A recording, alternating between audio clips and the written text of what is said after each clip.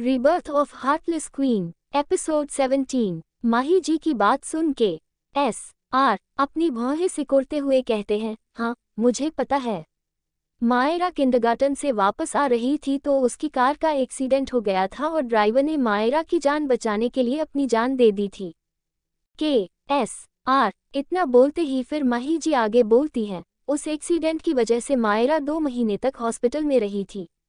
उसके बाद हम उसे घर ले आए थे और उसके 1 महीने बाद मुझे पता चला कि मायरा का उस दिन वह कोई एक्सीडेंट नहीं था, वह किसी ने उसे मारने की प्लानिंग की थी और जिसने भी ये किया था वह हमारे घर में से ही कोई है।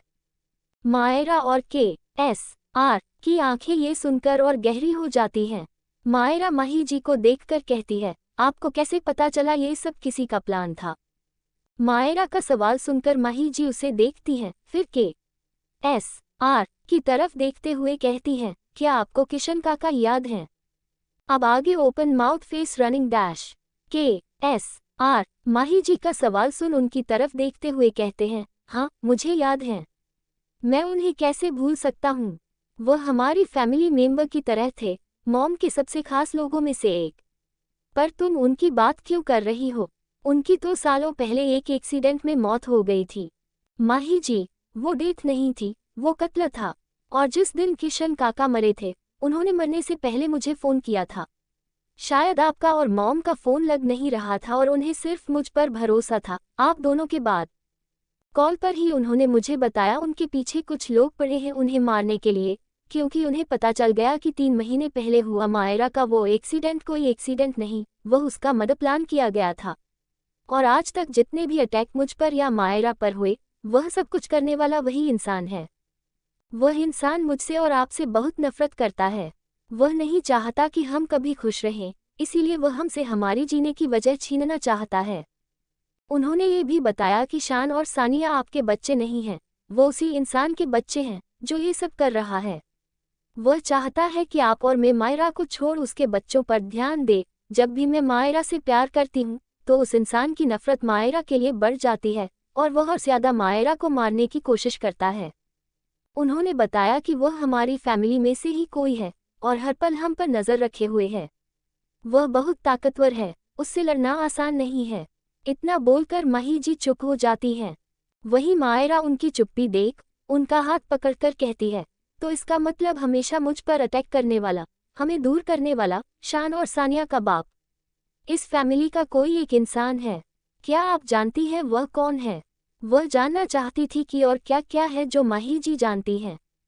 माही जी मायरा का सवाल सुनकर कहती हैं, नहीं, एक नहीं, 2। काका ने मुझे बताया कि इस फैमिली में 2 लोग हैं जो ये सब कर रहे हैं, एक आदमी और एक लड़का। मायरा थोड़ी हैरानी से लड़का?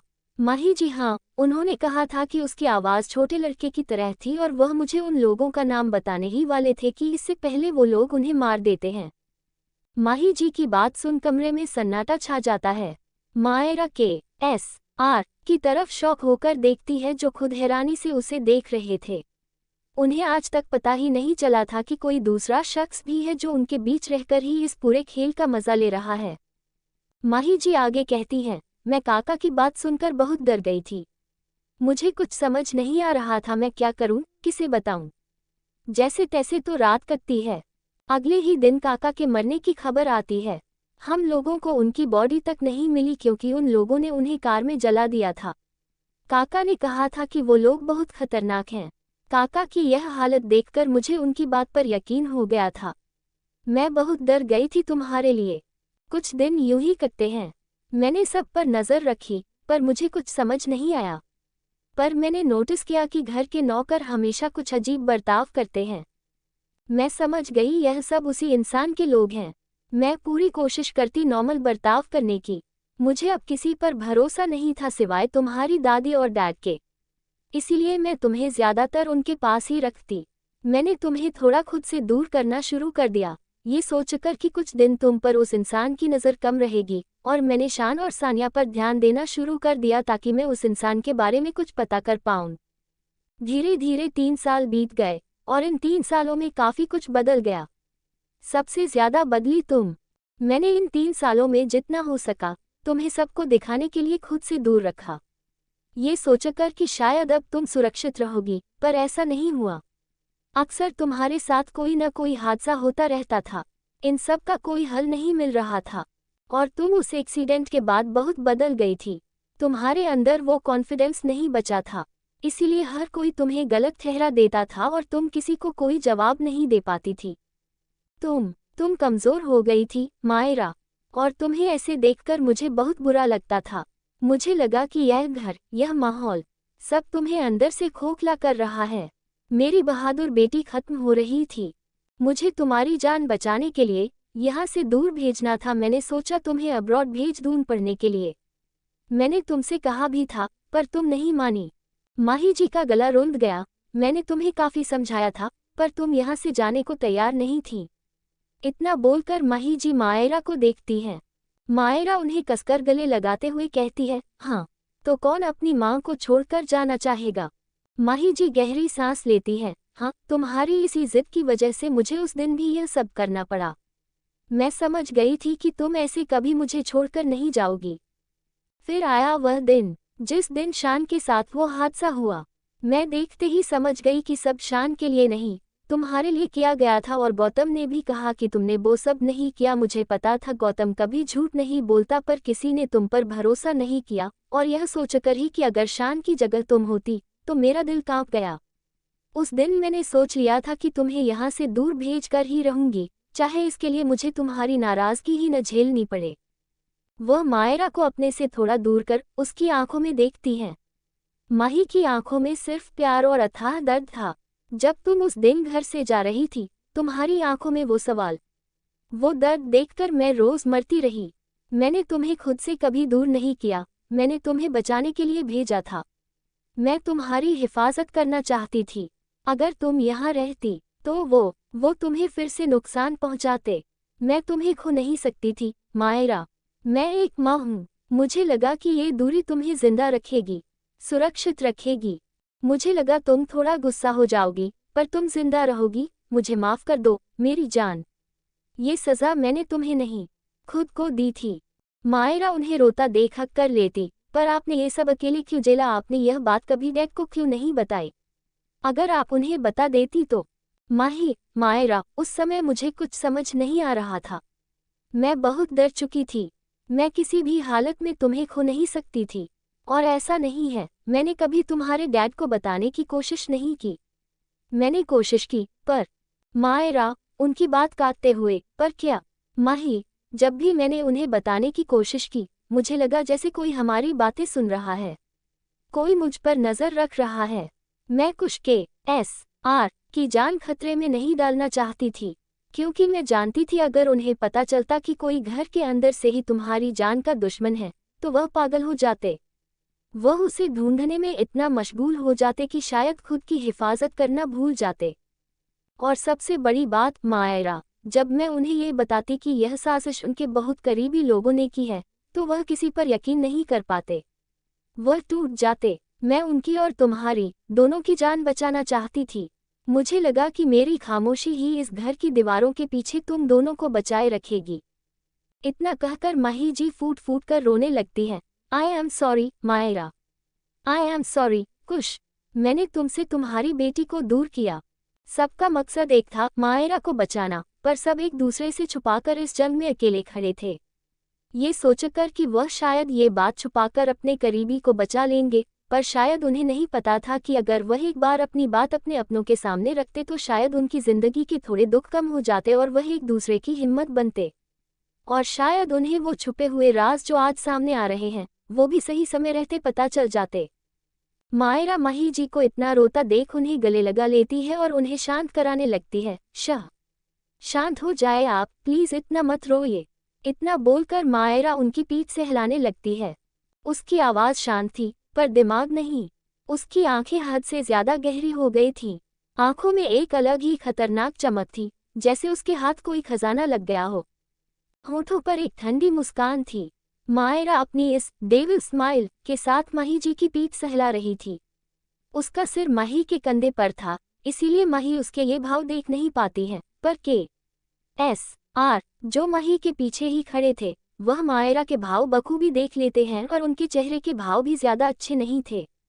उनकी मुट्ठियां कसी हुई थीं। वह मायरा की तरफ अपनी उन गंभीर आंखों से देखते हैं, वहीं मायरा उन्हें देखकर एक आंख मार देती है, अपनी डेविल स्माइल के साथ। अब इन बाप बेटी के दिमाग में क्या चल रहा है, ये तो यही जाने।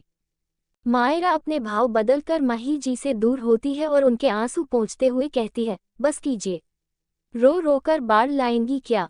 आप मुझे कमजोर बोल रही हैं, पर आपको पता है सब आपको कमजोर कहते हैं। आप बात बात पर रोने लगती हैं। सब कहते थे ग्रेट मायरा की मॉम कितना रोती है। मुझे तो ये समझ नहीं आता कि आप इतने आंसू लाती कहाँ से हैं, क्योंकि जब देखो आपकी टंकी खुली रहती है। फिर वह KSR की तरफ देखकर कहती है, कैसी बीवी है आपकी, कैसे रहते हैं आप इनके साथ? मेरी मानिए, आप इन्हें एक बार डॉक्टर को दिखा दीजिए, कहीं इन्हें रोने की कोई बीमारी तो नहीं है। इतना बोलकर मायरा माही जी को देखती है। माही जी मायरा की बात सुन उसे मारते हुए कहती हैं, मैं यहाँ तुम्हारे लिए रो रही हूँ और तुम मेरा मजाक उड़ा रही हो। ऐसे इज्जत करते हैं अपनी माँ की? तुम्हें पता है मैं कितने डर में रहती हूँ और तुम? मायरा, आह, मार क्यों रही हैं यार? क्या आपको मैं ही मिलती हूँ मारने के लिए? और किसने कहा आपसे कि आप डर में रहिए? आपको अब डर में रहने की कोई ज़रूरत नहीं, समझी आप? अब आपको किसी भी बात की टेंशन लेने की कोई ज़रूरत नहीं। अब मैं इतनी स्ट्रांग हूँ कि मैं खुद की हिफाजत कर सकती हूँ। माही, मैं माँ हूँ तुम्हारी, तो तुम्हें नहीं मारूंगी तो क्या उन दोनों को मारने जाऊंगी? मायरा, नहीं, आपको उन दोनों के पास जाने की कोई ज़रूरत नहीं। आपको मारना हो तो मुझे मार लेना, पर आप आज के बाद मुझे उन दोनों के आसपास भी नहीं दिखनी चाहिए। माही जी, तो तुम अब मुझसे नफरत नहीं करती? मायरा उनकी बात सुन, उनके हाथों को पकड़कर, मैं आपसे कभी नफरत नहीं करती थी। बस मैं गुस्सा और डिसअपॉइंट थी आपसे। आपका कभी मेरे लिए न बोलना मुझे अच्छा नहीं लगता था। माही मायरा के गाल पर हाथ फेरती हैं, आई एम सॉरी। पर अब ऐसा नहीं होगा। अब मैं चुप नहीं रहूंगी। तो अब तो तुम अपनी नाराजगी कम कर लोगी ना? मायरा, हाँ, सोचूंगी मैं इस बारे में। माही जी उसकी बात सुन चुप हो जाती हैं। फिर कुछ सोचकर KSR की तरफ देखकर कहती हैं, खुश, आप मेरी बात सुनकर ज्यादा हैरान नहीं हुए? क्या आपको पहले ही कुछ पता था इस बारे में? और आप जानते थे कि शान और सानिया आपके बच्चे नहीं हैं? मायरा उनकी बात सुन मुस्कुराते हुए उनकी गोद में सिर रखकर लेट जाती है और कहती है, आप क्या अपने पति को इतना बेवकूफ़ समझती हैं कि उनके ही घर में इतना सब हो रहा होगा और उन्हें कानों कान खबर नहीं होगी? और कौन उनका बच्चा है, कौन नहीं, यह उन्हें पता नहीं होगा। माही जी उसकी बात सुन शॉक हो जाती है और KSR को देखकर कहती हैं, कुश, क्या आपको पहले ही सब पता था? तो क्या आप जानते हैं वह कौन है? और आपने मुझे क्यों कभी कुछ नहीं बताया? KSR उनकी बात पर पहले तो मायरा को घूर कर देखते हैं, फिर उनके पास बैठकर उनका हाथ पकड़ते हुए कहते हैं, हाँ, मैं सब जानता था। और मैंने भी तुम्हें इसीलिए नहीं बताया कि मैं नहीं चाहता था तुम पर कोई खतरा आए। और अब तुम फिक्र मत करो, मैं हूँ। मैं सब देख लूंगा और उस इंसान को बहुत जल्द उसकी सही जगह दिखा दूंगा, जिसकी वजह से तुम्हें इतना दुख हुआ, मायरा को इतना सब सहना पड़ा। इतना बोलकर वह माही जी के सिर पर किसकर उन्हें साइड हक कर लेते हैं। माही जी उनकी बात सुन थोड़ी हकलाती हुई आवाज में, कुश, वह कौन है? मुझे भी जानना है। KSR, नहीं माही, मैं तुम्हें उसका नाम नहीं बता सकता, क्योंकि मैं नहीं चाहता कि तुम उसके बारे में जानकर कुछ ऐसा वैसा करो। तुम आज तक जैसे रह रही थी वैसे ही रहो, नॉर्मल।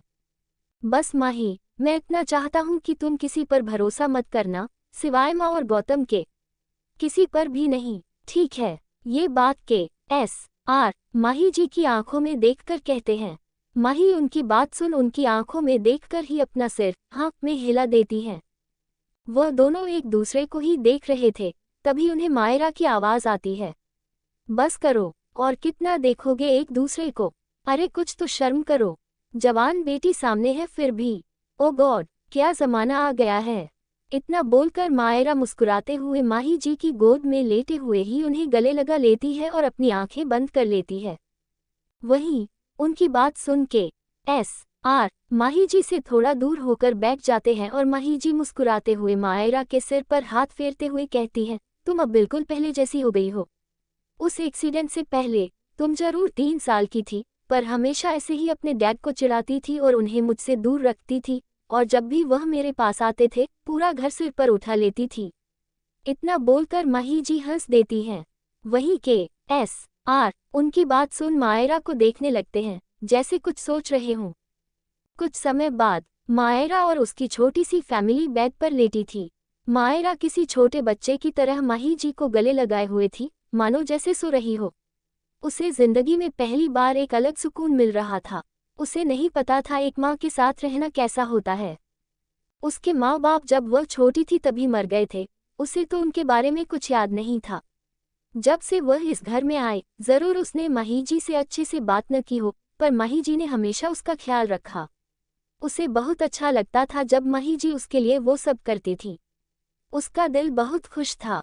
उसने कभी नहीं सोचा था कि कभी उसे अपनी लाइफ में दोबारा माँ बाप का प्यार मिलेगा, पर शायद भगवान कुछ ज्यादा ही उस पर मेहरबान थे, इसीलिए उसे अपनी लाइफ में ये पल दोबारा मिला। उसे दोबारा माँ बाप मिले, दोबारा अपने प्यार से मिलने का मौका मिला। वह अपनी नजरें उठाकर माही जी को प्यार से देखती है, जो उसे सुलाते सुलाते कब सो गईं, उन्हें खुद पता नहीं चला। के भी उनके साथ लेटे अपनी खाली छत को घूर रहे थे। उनके दिमाग में बहुत कुछ चल रहा था। तभी उनके कानों में मायरा की आवाज जाती है, जिससे उनके दिमाग में चल रहे ख्याल रुक जाते हैं और वह अपना रुख मायरा की तरफ कर लेते हैं। मायरा माही जी को गले लगाए हुए ही बोलती है, मानना पड़ेगा आपकी वाइफ को, बड़ी छुपी रुस्तम निकली। इतना बड़ा राज अपने दिल में इतने सालों से दबाए बैठी है और किसी को इसकी कानों कान खबर भी नहीं हुई। के मायरा की बात सुन कहते हैं, मैंने भी नहीं सोचा था कि बात इतनी बड़ी होगी। मायरा कुछ सोचकर, वैसे आपको क्या लगता है कौन है वो दूसरा मकतून गुनाहगार?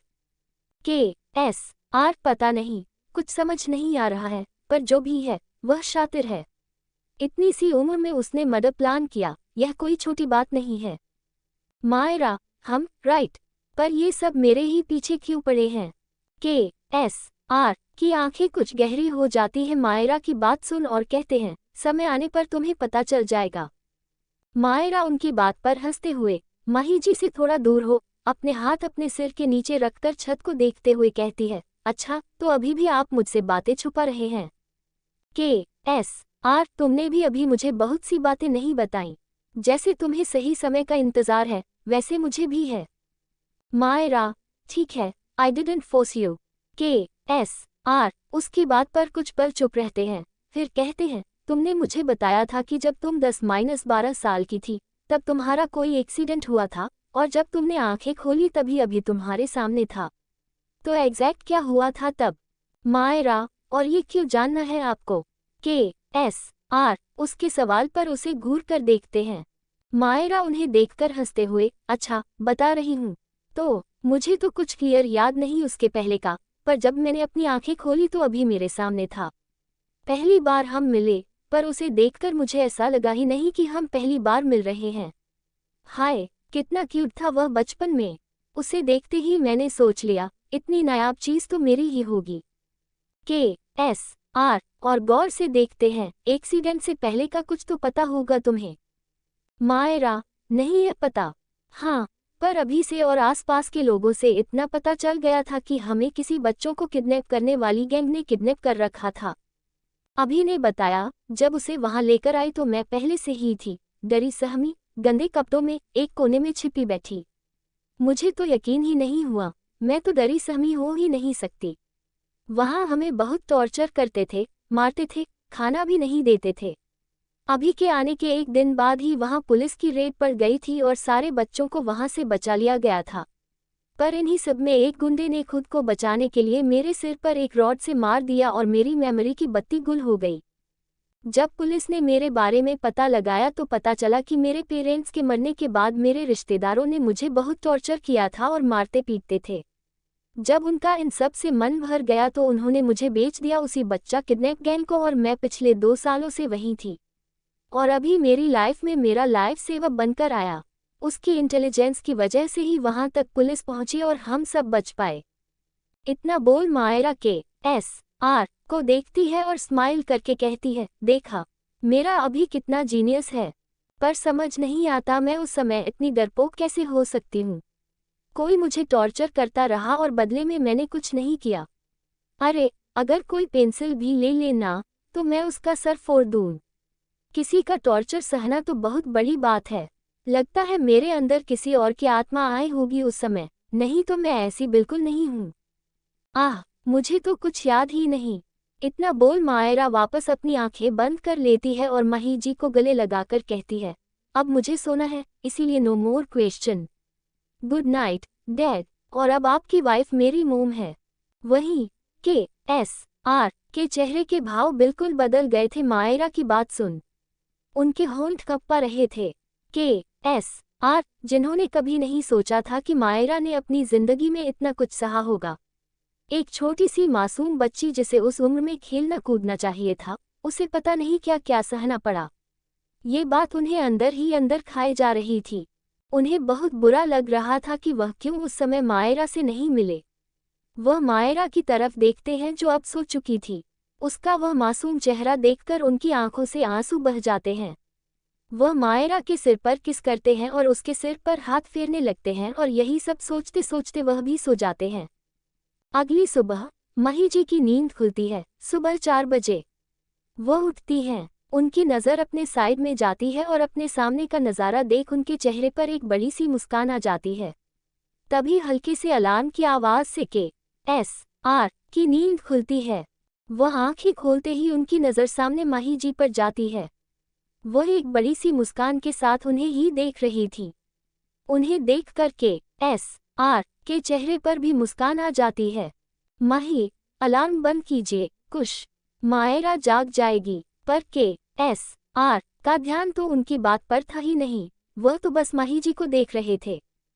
माही उन्हें खोया देख खुद उठकर अलार्म बंद करती है और हल्के से उन्हें हिलाते हुए कहती है, कहाँ खो गए हैं आप? होश में आते हुए, नहीं, वो कुछ नहीं, पर तुम ऐसे क्या देख लिया जो तुम ऐसे मुस्कुरा रही थी?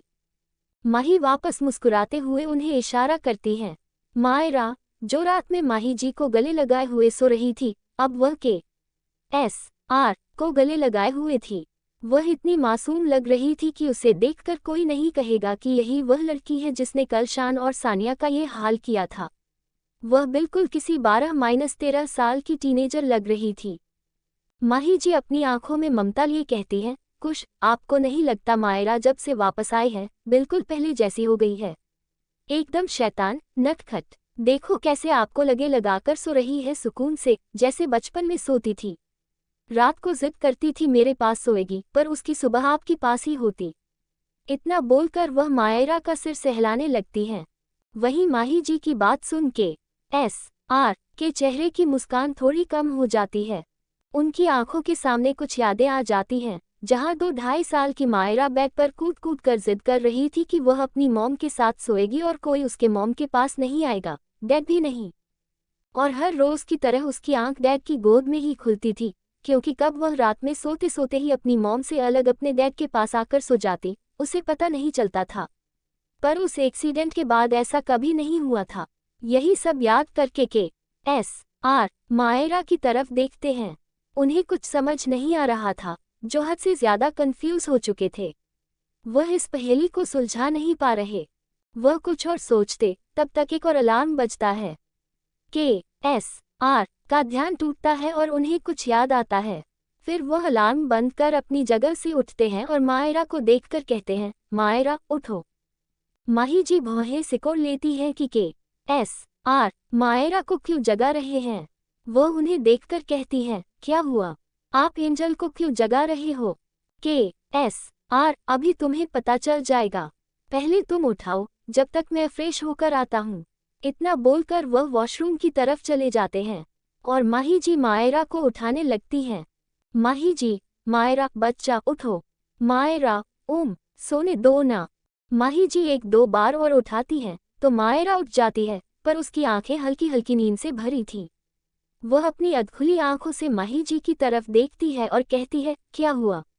आपने मुझे क्यों उठाया? वह कुछ बोलती, तब तक रूम में आते हैं। वह बोलते हैं, गेट अप मायरा, रेडी हो जाओ। गेट रेडी, तुम्हें अभी निकलना है। मायरा कंफ्यूज होकर, व्हाट? कहाँ? आर उसकी आंखों में देखते हैं। क्या तुम भूल गई तुम्हें कहाँ जाना था? अगर तुम्हें नहीं जाना तो तुम बताओ, मैं किसी और को भेज दूंगा तुम्हारी जगह।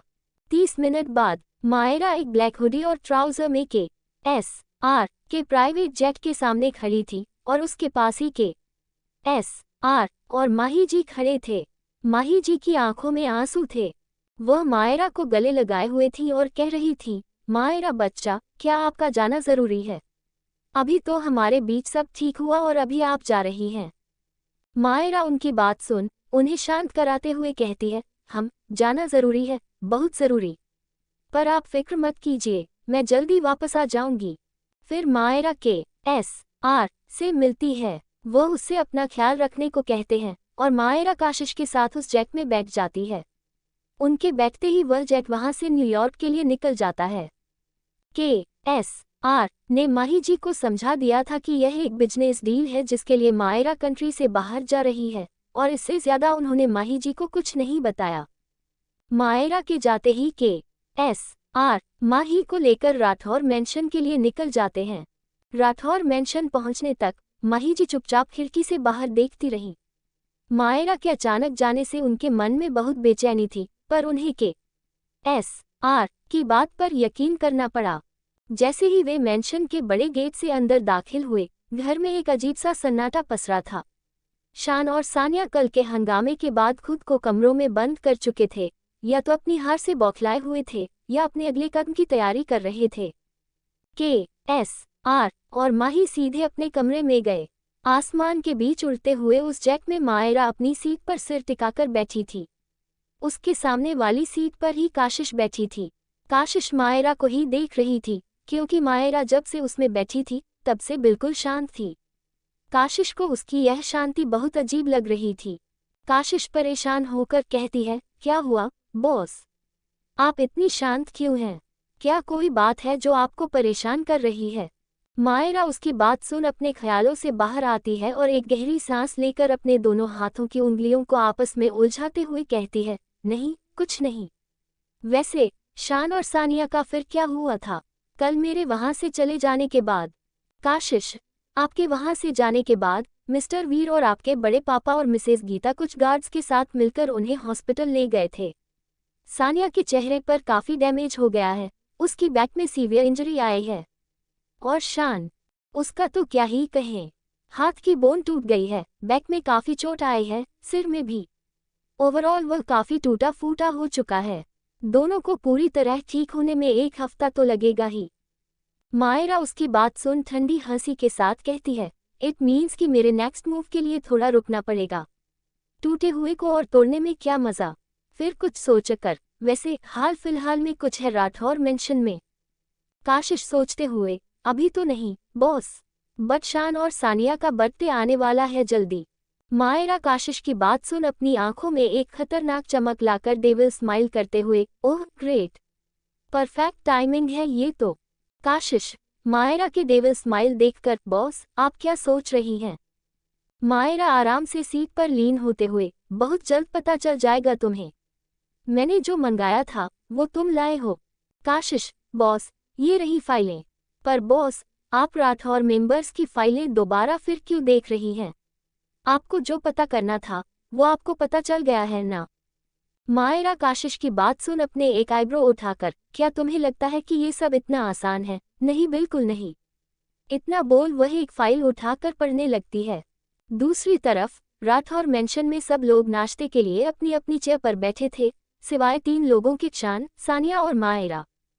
मायरा के दादाजी राम जी अपने सामने 3 खाली चेयर्स को देखकर अपनी सख्त आवाज में कहते हैं, बच्चे कहाँ हैं? अभी तक उठे नहीं क्या? माही, बच्चों को बुलाओ, हमें सबसे बात करनी है। माही जी उनकी बात सुन के की तरफ देखती हैं। वहीं दीपा जी कहती हैं, डैड, वो शान और सानिया की अभी तबीयत ठीक नहीं, तो डॉक्टर ने उन्हें बेड रेस्ट बोला है कुछ समय तक, इसीलिए वो दोनों नहीं आए हैं। मैंने उनका नाश्ता उनके रूम्स में भिजवा दिया है। राम जी, ठीक है। और मायरा, वो कहाँ? क्या उसका गुस्सा अभी भी शांत नहीं हुआ? वो के को देखकर कहते हैं। के उनकी बात सुन एक नज़र सबको देखते हैं, फिर कहते हैं, डैड, वो बहुत ज्यादा गुस्से में थी। और कल जो उसने किया आप जानते ही हैं, इसीलिए मैंने उसे कुछ टाइम के लिए आउट ऑफ कंट्री भेज दिया, उसके एक फ्रेंड के पास। जानकी जी उनकी बात सुन गुस्से में कहती है, आप ऐसा कर सकते हैं कुश? आप हमारी पोती को हमसे दूर कैसे भेज सकते हैं, वो भी बिना हमसे पूछे? अभी तो वो घर आए और आपने उसे फिर भेज दिया। और वैसे भी कल जो कुछ हुआ उसमें उसकी कोई गलती नहीं थी। शुरुआत सानिया ने की थी। उसने बस सानिया को जवाब दिया और साथ में उस सालों पुराने इल्जाम से खुद को बेगुनाह साबित किया। और अगर वह ऐसा नहीं करती तो पता नहीं इस घर के लोग और कितने ताने उसे देते। इतना बोल वह घूरकर सबको देखती है। उनकी बात सुन सबका सिर झुक जाता है। आखिर गलती तो उन सबने की ही थी। राम जी अपनी वाइफ की बात सुन के SR को देखकर कहते हैं, कुश जानकी सही कह रही है, आपको उन्हें ऐसा नहीं भेजना चाहिए था। क्या पता वह हम सबसे और नाराज हो जाए। और हमें भी उनसे बात करनी है, हमें माफ़ी मांगनी है अपनी पोती से। कहीं न कहीं हमारी भी गलती है, तभी वो हमारे नाक के नीचे हमारी लोग हमें ही धोखा देके निकल गए और हमें पता ही नहीं चला। हमने अपना एक वादा निभाने के चक्कर में अपनी पोती को इतना हर्ट कर दिया। आप एक काम कीजिए, आप उन्हें वापस यहाँ बुला लीजिए, हम उनसे बात करेंगे।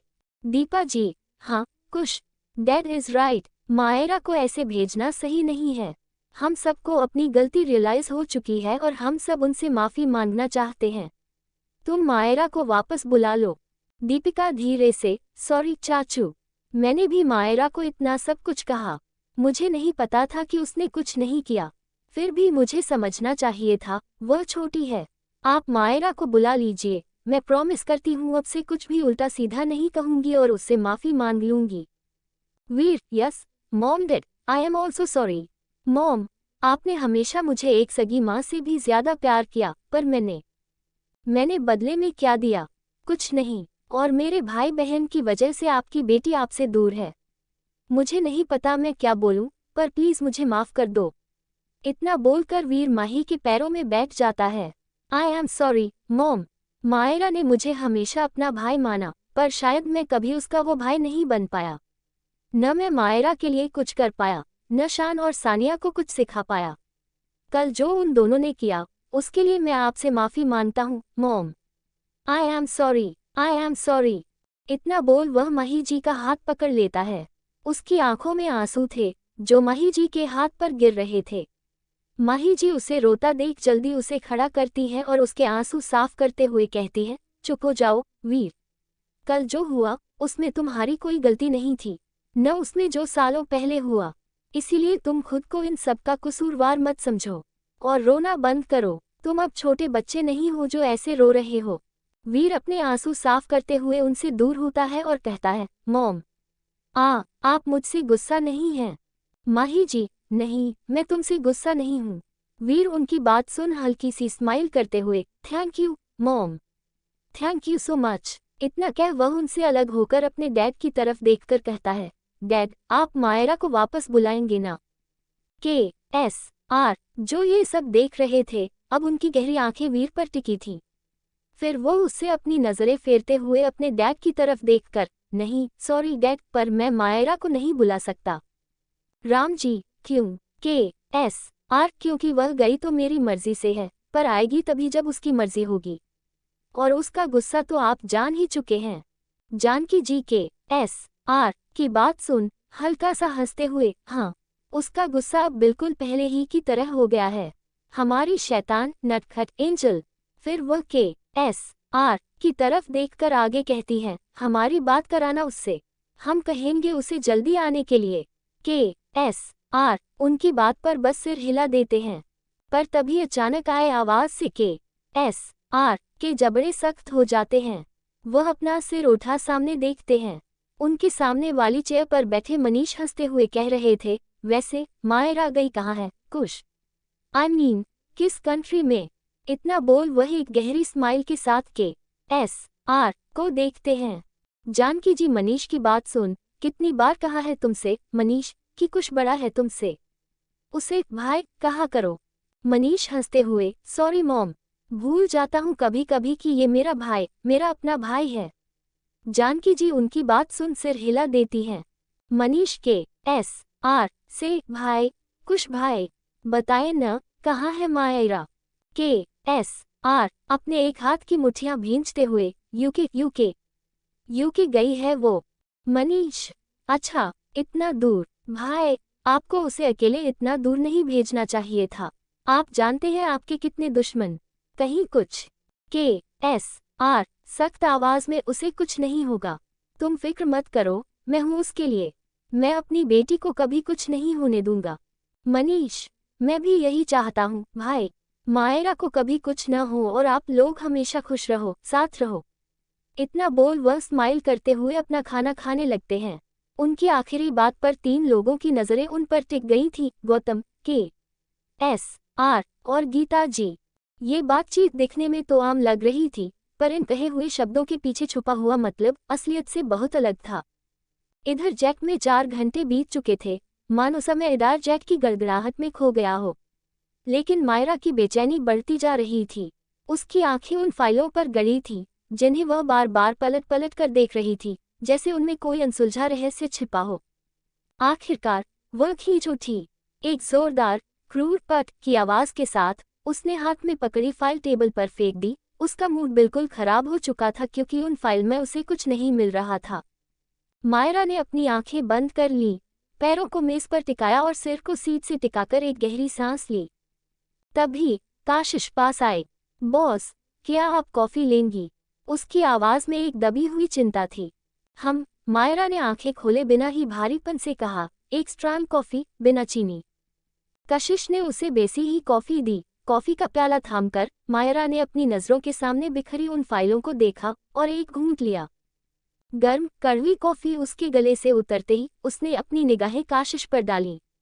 एक बात बताओ काशिश, उसकी आवाज में एक अजीब सी शांति थी। अब राठौर फैमिली का प्रॉपर्टी डिस्ट्रीब्यूशन किस आधार पर हुआ है? काशिश ने उसकी बात पर सोचते हुए से उत्तर दिया, बॉस, आपके दादाजी ने अभी पूरी तरीके से नहीं पर हाँ बिजनेस में उन्होंने हर किसी को उसका हिस्सा दिया, इतना कि कोई बाद में यह न कह पाए कि उसे कम मिला। वह नहीं चाहते थे कि आने जाकर उनके बेटों के बीच कोई लड़ाई हो, और काफी कुछ उन्होंने अभी भी अपने पोती पतियों के लिए बचा कर रखा है। मायरा ने कॉफी का दूसरा घूंट लिया। ओके, तो इस समय सबसे ज्यादा प्रॉपर्टी किसके पास है? उसकी आवाज अब ठंडी और गन्नात्मक थी। बॉस, अगर जाहिर तौर पर देखा जाए तो आपके डैड के पास, क्योंकि वो उनकी कंपनी के सीईओ हैं, सबसे ज्यादा काबिल, और जो काबिल होता है उसे ही ये पद मिलता है। आपके बड़े पापा को बिजनेस में कोई दिलचस्पी नहीं थी और मिस्टर मनीष बिजनेस में अच्छे हैं, पर आपके डैड के जितने नहीं। इतना बोलकर काशिश चुप हो जाती हैं। वो मायरा के पिछले सवालों की गहराई में खोई थी। बॉस, काशिश ने धीरे से पूछा, आप कुछ ढूंढ रही हैं? मायरा ने अपनी आंखें काशिश पर कर दी और गहरी और गंभीर, हाँ, मायरा ने धीमी किंतु कठोर आवाज में उत्तर दिया। कोई है, छिपा हुआ है, बहुत समय से। शायद उसे यह छुपन छुपाई बहुत पसंद है, इसलिए 4 लोग हैं, सब पर शक है, वजह सबके पास है। इनमें से किसी पर शक ज्यादा है तो किसी पर कम। तो बताओ, उसे कैसे ढूंढे हम? काशिश ने गहरी सांस ली, मायरा की बात का मर्म समझा। उसने अपने विचार बड़ी सावधानी से रखे। बॉस, अक्सर ऐसा होता है कि जो इंसान खुद को असली रूप से छुपाता है, वह सबके सामने कुछ ज्यादा ही अच्छा बनने की कोशिश करता है, काशिश ने तर्क दिया। कहते हैं न, ज्यादा मीठा भी शहद के लिए हानिकारक हो सकता है। शायद हमें उन लोगों को देखना चाहिए जो सतह पर सबसे निर्दोष या सबसे कम संदिग्ध दिखते हैं। शायद वही पर्दे के पीछे का खिलाड़ी हो। मायरा काशिश की बात सुन कॉफी का आखिरी घूंट लिया, प्याले को मेज पर रखा। उसने वापस आंखें बंद की, सिर सोफे से टिकाया। अब उसकी आवाज किसी फुसफुसाहट सी थी, जैसे वह अपने आप से बात कर रही हो। पैसा, प्रॉपर्टी, बदला, नफरत, बचपन। वह कुछ पल रुकी, फिर अत्यंत धीमी आवाज में उसने आगे कहा, शान, नाजायज, वीर, सौतेला, बिजनेस। गौतम, शांत, प्यारा भाई, दीप, बड़ा, बिजनेस। आह, कौन हो तुम? अरे यार, तुम सब तो वीर के पीछे हाथ धोकर पड़ गए। गौतम भी तो हो सकता है, आखिर वह भी तो मनीष का बेटा है। और दीप, वह दीपा जी का बेटा है। लेकिन हम आपको आगे बताएंगे कि आप सबका अनुमान कितना सही है। तब तक अपना दिमाग दौड़ाओ। खैर केएसआर ने मायरा को अपना वारिस बनाया क्योंकि यार वह बिजनेस क्वीन है। मायरा में भी वह बात है और उसका कोई मुकाबला नहीं है। वह इसकी हकदार है और इस बात को केएसआर से बेहतर कोई नहीं जानता। देखते हैं क्या और भी कोई कारण है इसके पीछे। अभी तो मायरा बस केएसआर की वारिस है, पूरी राठौर प्रॉपर्टी की नहीं। तो वह कौन होगा? आखिर केएसआर कब तक सीईओ की कुर्सी पर बैठे रहेंगे? अब तो नई पीढ़ी की बारी है। दिलफायर दिलफायर दिलफायर दिलफायर दिलफायर। आगे न्यूयॉर्क। आखिरकार 15-16 घंटे की लंबी थका देने वाली जर्नी के बाद मायरा का जेट न्यूयॉर्क में लैंड होता है। ये सफ़र मायरा के लिए आसान नहीं था। एक एक सेकंड उसके लिए मुश्किल था। अपने प्यार से मिलने की तड़प, उस इंसान को ढूंढने की बेचैनी, हजारों सवाल उसके दिमाग में तैर रहे थे, पर उसने हार नहीं मानी। उसने सोच लिया था कि वह अपने 15-16 घंटे यूं ही बर्बाद नहीं होने देगी। उसने बार बार उन फाइलों को खंगाला, पुरानी चीज़ें पढ़ी जिन्हें काशिश ने पहले ही इकट्ठा करके जेट में रखा था। कुछ फाइलें वह केएसआर से लाई थी और कुछ राठौर मेंशन के पुराने वीडियोस। और इन सब में उसे पता चली कुछ नई चीज़ें। हाँ, आखिरकार वह खाली हाथ नहीं रही। इंसान को उसकी मेहनत का फल तो मिलता ही है। आपको यह आगे पता चलेगा कि मायरा को क्या क्या पता चला। खैर जेट धीरे धीरे रुकता है और कुछ ही पलों में मायरा जेट से बाहर आती है। मायरा बाहर आकर एक लंबी अंगड़ाई लेती है। अंगड़ाई पूरी कर उसने धीरे धीरे अपने हाथ नीचे किए और उसका चेहरा सामने साफ दिखा। मायरा के चेहरे पर एक बड़ी सी मुस्कान और एक अलग ही चमक थी। मुस्कराते हुए उसने अपने हाथ अपनी पॉकेट्स में डाले और एक लंबी सांस लेकर फुसफुसाए, I am back baby, I am back. तुम्हारा चैन चुराने आ गई हूँ मैं, जाना। और तुम्हें चोट पहुँचाने वालों की जिंदगी उनसे छीनने। माया अब वापस आ गई है, पहले से भी खतरनाक और ताकतवर, एक नए रूप में, मायरा सिंह राठौर के रूप में। तभी पीछे से काशिश उसके पास आते हुए कहती है, बॉस कार रेडी है, चलें। मायरा ने स्माइल करते कहा, लेट्स गो। इतना कहकर मायरा कार के पास जाती है। एक सिल्वर कलर की फरारी बाहर खड़ी थी, दरवाजा गार्ड ने पहले ही खोल दिया था। मायरा जाकर कार में बैठ गई और उसके बैठते ही काशिश आगे ड्राइविंग सीट पर बैठ जाती है। गाड़ी अपनी रफ्तार से मंजिल की ओर बढ़ने लगती है। मायरा ने कार का विंडो खोल लिया था और उससे आती उस ठंडी हवा को वो महसूस कर रही थी। उसका एक हाथ कार की विंडो पर टिका था और दूसरे हाथ में उसका फोन था, जिसे वह गोल गोल घुमा रही थी, जैसे कुछ सोच रही हो। फिर उसने विंडो के बाहर देखते हुए काशिश से पूछा, क्या डैड की कारें हमारे पीछे हैं? काशिश ने उसकी बात सुनकर जवाब दिया, यस बॉस, सर की कारें हमारे पीछे हैं। वह लैंडिंग से ही हमारे पीछे थी। उन्होंने अपने बेस्ट गार्ड्स भेजे हैं। उन्हें डर है कि आपको किसी चीज़ की प्रॉब्लम न हो जाए और आपकी सेफ्टी के लिए। पर मायरा ने बीच में ही उसकी बात काटी थी और कहा, डिटर देम कार्स, और गाड़ी हमारे बेस की तरफ ले लो। उसकी आवाज़ में एक आदेश था, उद्धरण चिन्ह। काशिश ने हिचकिचाते हुए मायरा की तरफ देखा। उसकी चिंता जायज़ थी। लेकिन बॉस, अगर सर को पता चला तो? काशिश ने पूछा, और फिर उसने मायरा को आराम करने की सलाह दी, और आपने अभी इतनी लंबी जर्नी की, आपको पहले होटल जाकर थोड़ा रेस्ट कर लेना चाहिए। आपने प्लेन में भी बिल्कुल रेस्ट नहीं किया। माटिरा ने अपनी आंखें बंद कर लीं। एक गहरी मोहक मुस्कान उसके चेहरे पर थी। उसकी आवाज़ में अब कोई जल्दबाजी नहीं, बल्कि एक आश्वस्त ठंडक थी। मेरी फिक्र मत करो, मैं ठीक हूँ। उसने खिड़की के बाहर उड़ती हुई न्यूयॉर्क की इमारतों को देखा।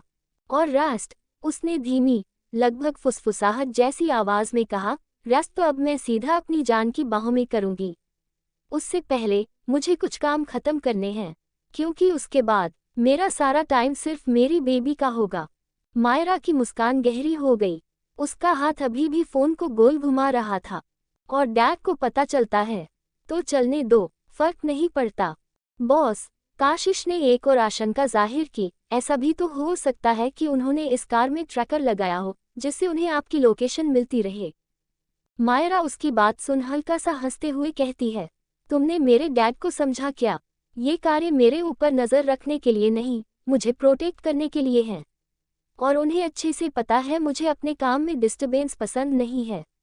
इसलिए वो कभी ऐसा कि नहीं करेगी। तुम अब चुपचाप गाड़ी घुमाओ। काशिश ने उसकी बात सुनकर आगे कुछ नहीं कहा और तुरंत पीछे वाली कारों को चकमा देकर कार को बेस की तरफ बढ़ा दिया। केएसआर के गार्ड्स, जो मायरा की फरारी के पीछे थे, अचानक सामने से कार को गायब होता देख सहम गए। वे सब जानते थे कि उन्हें किसकी सुरक्षा में लगाया गया है, उनकी क्रूर डेविल बॉस की प्रिंसेस के लिए। और अगर उनकी बॉस की प्रिंसेस को एक खरोंच भी आई तो उनकी मौत पक्की थी। सबसे आगे वाली कार जल्दी से रुकी और बिना समय लगाए उस कार में बैठे हेड गार्ड ने केएसआर को फोन लगा दिया। सामने से केएसआर ने कॉल पिक किया और अपनी सख्त ठंडी आवाज में कहा, हाँ बोलो। गार्ड उनकी आवाज सुनकर कांप उठता है और हिम्मत कर बोलता है, वो बॉस मैम की गाड़ी अचानक से सामने से गायब हो गई है। हम उनके पीछे ही थे पर अचानक पता नहीं कैसे। उसने इतना ही बोला था कि सामने से कॉल काट दिया गया। केएसआर, जो अपने केबिन में बैठे थे, गार्ड से बात करने के बाद अपनी चेयर से खड़े हो जाते हैं। उन्होंने तुरंत मायरा का नंबर डायल किया। 4-5 रिंग के बाद सामने से कॉल उठाते ही उन्होंने एक गहरी सांस ली, जैसे उनकी चिंता थोड़ी कम हुई हो। उधर मायरा आराम से सीट पर लीन थी। मुस्कुराते हुए वो कॉल पर कहती है, क्या हुआ डैड, आप कुछ घबराए हुए लग रहे हैं। केएसआर मायरा की इतनी बेपरवाह और आलस से भरी आवाज सुनकर अपना सिर सहलाने लगते हैं। कहाँ हो तुम? मायरा ने उसी तरह से जवाब दिया, कुछ पर्सनल काम था, बस उसी को करने जा रही हूँ। केएसआर ने पूछा, तो गार्ड्स को पीछे आने क्यों दिया? बोला ना, पर्सनल काम था, मायरा ने दोहराया। इस बार उसकी आवाज थोड़ी सख्त थी। केएसआर अपना सिर सहलाते रहे। उन्होंने मायरा को समझाते हुए कहा, मायरा, तुम्हारा ऐसे अकेले जाना इज नॉट सेफ। कोशिश करो समझने की। मायरा ने अब विंडो से बाहर देखते हुए कहा, ओके फाइन, आई अंडरस्टैंड, पर आप भी समझिए, मैं कोई छोटी बच्ची नहीं हूँ और आई डोंट लाइक डिस्टर्बेंस, और मुझसे बात करने से अच्छा आप अपनी बीवी के साथ डेट पर जाए। Okay bye dad. इतना बोलकर मायरा ने बिना और कुछ सुने कॉल काट कर देती है। दूसरी तरफ केएसआर कॉल कटने के बाद फोन को अपने हाथ में लिए उसे घूर रहे थे, जैसे ऐसा करके वह अपनी बेटी को डरा देंगे। खैर, फिर उन्होंने गार्ड को फोन करके बोल दिया कि अब वे होटल जाएं, मायरा भी वहीं पहुंच जाएगी। करीब 1 घंटे बाद मायरा की फरारी उसके बेस के बाहर रुकती है। कार के रुकते ही मायरा तेजी से बाहर निकलती है और सामने बने उस विशाल घर के अंदर चली जाती है। यही वह जगह थी जहां से मायरा ने एमए गैंग की शुरुआत की थी। मायरा शान से अंदर चलती हुई जाती है, काशिश उसके पीछे पीछे थी। मायरा के अंदर आते ही अंदर मौजूद गार्ड्स ने सिर झुकाकर उनका स्वागत किया, जैसे भारत में किया था। सब वैसा ही, बस जगह और लोग बदल गए थे, पर उनकी बॉस अब भी वही थी, क्रूर डेविल। काशिश, जो उसके पीछे थी, वह पहली बार इस जगह आई थी। ये जगह मायरा के इंडिया वाले बेस से 4 गुना ज्यादा बड़ी थी और यहाँ के लोग भी उससे ज्यादा खतरनाक लग रहे थे। और मायरा भी यहाँ आकर उसे बहुत अलग लग रही थी। हाँ, उसने उसका वह खतरनाक अंदाज देखा था जब उसने दियो और रोहित को मारा था, पर अब मायरा उसे और ज्यादा खतरनाक लग रही थी। एक अजीब सी जमा देने वाली ठनक का एहसास उसे महसूस हो रहा था। वह मायरा के पीछे पीछे चलते हुए एक कमरे के बाहर आकर रुकती है। मायरा ने अपनी आंखें स्कैन की, शायद रेटिना स्कैनर से, और कमरा खुल गया। मायरा अंदर गई और काशिश तो अंदर का नज़ारा देखकर सदमे में रह गई। एक बहुत बड़ा कमरा, पूरी तरह से सफ़ेद रंग से पुता हुआ था, जिसमें 30-35 लोग अलग अलग कुर्सियों पर या तो बैठे थे या रस्सियों से लटके हुए खड़े थे, बंधे हुए। मायरा जाकर सीधा काउच पर बैठ जाती है। उसकी आंखें किसी शिकारी की तरह तेज थीं। एक गार्ड आकर बोलना शुरू करता है, बॉस, ये वो लोग हैं जिन्हें मिस्टर ए अभियान के आसपास से पकड़ा है। ये सब मिस्टर ए पर नजर रखे हुए थे। इनके पास ये देखिए, मिस्टर ए और उनकी फियांसे की फोटोज भी मिली हैं। ये सब पिछले 6 महीने 1 साल से ये सब कर रहे हैं। इन्हें देखकर कोई शक नहीं करेगा बॉस कि ये किसी के लिए काम करते हैं, क्योंकि इनकी लाइफ बिल्कुल आम लोगों की तरह होती है। मायरा उसकी बात सुन सामने पड़ी तस्वीरों पर नजर डालती है। एक तस्वीर उठाती है, अभियान और माया एक दूसरे में खोए हुए। माया उसे प्यार से किस कर रही थी। उनके घर की तस्वीर थी ये। मायरा उस तस्वीर को एक पल देखती है, फिर उसे किनारे रख अगली तस्वीर देखती है। उसकी आंखें एक तस्वीर पर टिक जाती है, वही कार, उसी पल की जब उसमें धमाका हुआ था। मायरा की आंखों में खून उतर आता है। गुस्से से उसका हाथ कांप जाता है। जिस मुट्ठी में वह तस्वीर थी, वह उसे इतनी जोर से भींचती है कि तस्वीर का कचूमर बन जाता है। उसके दिमाग में एक ही तूफान था, मुझसे इतनी बड़ी गलती कैसे हो गई? क्यों मैंने ध्यान नहीं दिया? मैं अपनी जिंदगी में इतनी रिलैक्स कैसे हो गई कि यह सब होता रहा और मुझे पता ही नहीं चला। उसका चेहरा ऊपर उठता है, लाल आंखें सामने बंधे हुए लोगों पर टिकी थी। आंखों में हल्की सी नमी थी, पर गुस्से की आग उस नमी को जला रही थी। गर्दन की नसें साफ उभर आई थीं। मायरा अपनी जगह से किसी बिजली की तरह उठती है और सीधा जाकर एक औरत की गर्दन दबोच लेती है। ये औरत, जो उसके विला में गार्डनिंग का काम करती थी, अब मायरा की बेपनाह ताक में छटपटाने लगती है। मायरा की पकड़ इतनी जबरदस्त थी कि कुछ ही सेकंड में उस लेडी की सांसें घुटने लगी। कई दिनों की भूख प्यास ने वैसे भी उसकी जान निचोड़ दी थी। उसकी आंखें बाहर आने को हो रही थीं। मायरा अपनी पकड़ को और कसती हुई उसके चेहरे पर झुककर दहाड़ते हुए कहती है, क्यों किया ऐसा? क्यों? उस औरत की आंखें बंद होने लगी थीं, फिर भी उसने उन्हें खोला और एक खतरनाक, मक्कार मुस्कान के साथ मायरा को देखा और कहा, मार देंगे, वो उसे मार देंगे, जैसे उसकी गर्लफ्रेंड को मारा। और तुम कुछ नहीं कर पाओगी। कौन है ये औरत? कैसे निकला मायरा को इन लोगों के बेअमी? क्या करेगी मायरा अब इन सब के साथ? कौन मर देगा मायरा को?